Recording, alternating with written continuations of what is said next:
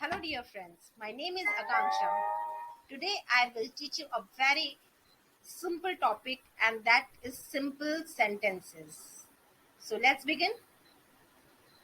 Sentence को हम दो कैटेगरी में डिवाइड कर सकते हैं, एक सब्जेक्ट और दूसरा प्रेडिकेट। प्रेडिकेट को हम वर्ब भी कहते हैं।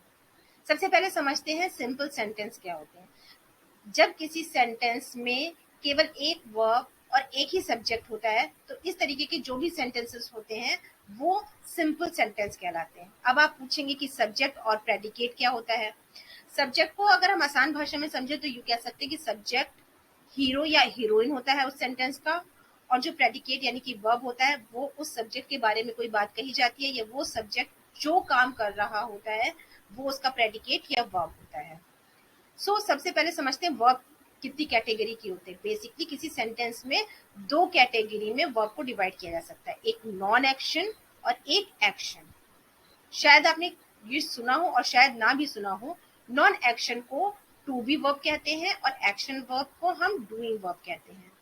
तो सबसे पहले हम टू बी वर्ब के बारे में समझ लेते हैं। टू बी वर्ब में इज एम आर प्रेजेंट के लिए, वॉज वर्ब पास्ट के लिए और will be and shall be future के लिए होता है। अब हम शैल बी का इस्तेमाल नहीं करते हैं।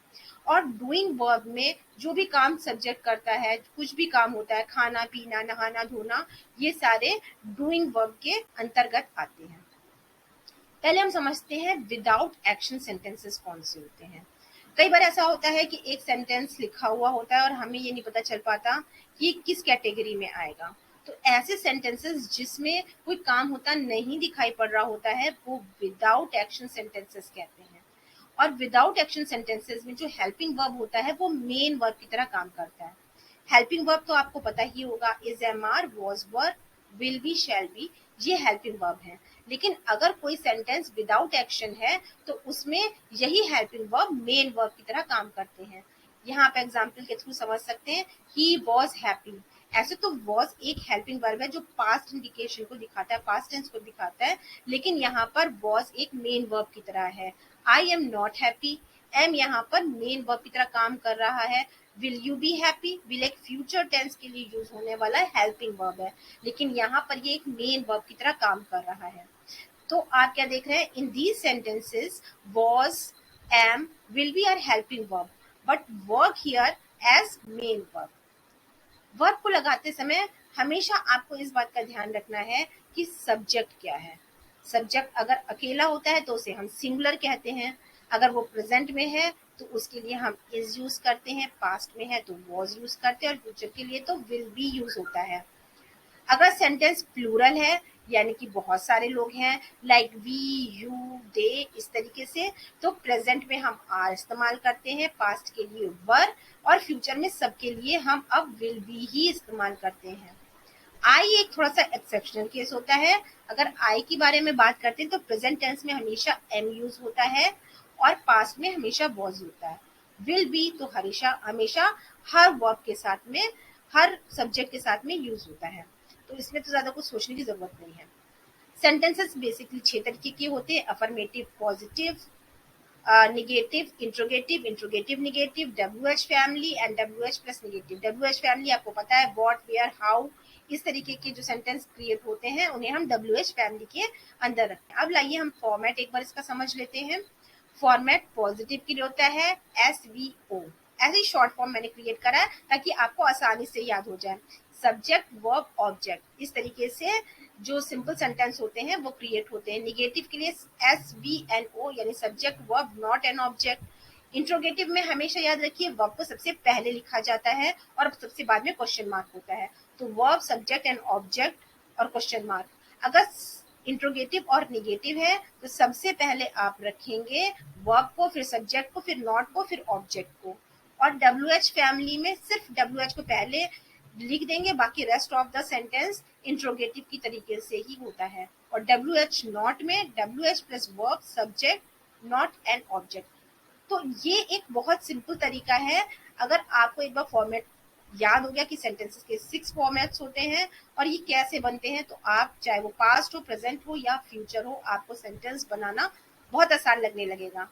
सिंपल पास्ट टेंस को आप देख लीजिए, she was at my home. यहाँ आप देख रहे हैं ये एक सिंपल सेंटेंस है। क्यों सिंपल है? क्योंकि इसमें कोई भी एक्शन वर्ब नहीं है, ये विदाउट एक्शन है। इसलिए आप यहाँ पर देख सकते हैं कि जो हेल्पिंग वर्ब है वॉज, वो एक मेन वर्ब की तरह काम कर रहा है। She was at my home, ये एक पॉजिटिव सेंटेंस है और इसी तरीके से बाकी के सेंटेंसेस बनाना मुश्किल नहीं है। आपको पता ही है कि वॉज सिंगुलर के साथ में आता है, यहाँ सब्जेक्ट सिंगुलर है, अकेला है, शी अकेला है, तो यहाँ पर सब्जेक्ट जो है वो शी है, इसलिए यहाँ पर वॉज इस्तेमाल करेंगे पास्ट टेंस के लिए। और फॉर्मेट सेम टू सेम है, आप बस वही फॉलो करते रहेंगे।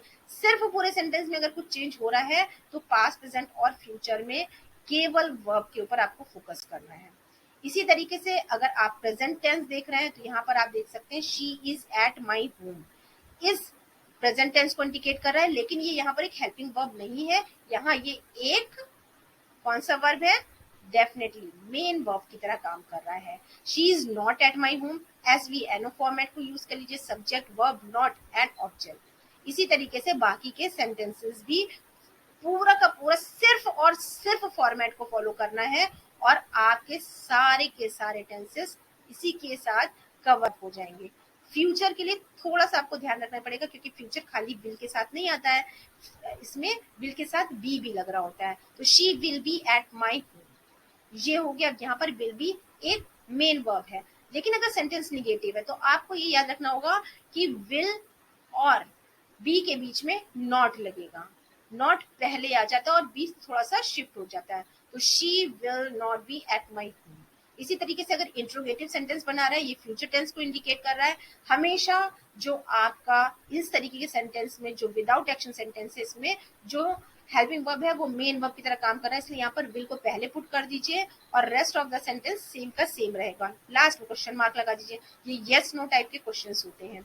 अगर इंट्रोगेटिव और निगेटिव है तो will she not be at home, क्योंकि आपको पता है इंट्रोगेटिव है तो विल पहले लगाएंगे और नॉट हमेशा सब्जेक्ट के बाद लगेगा। इसी तरीके से WH फैमिली और WH के साथ में निगेटिव वाले सेंटेंसेस भी आप बना सकते हैं।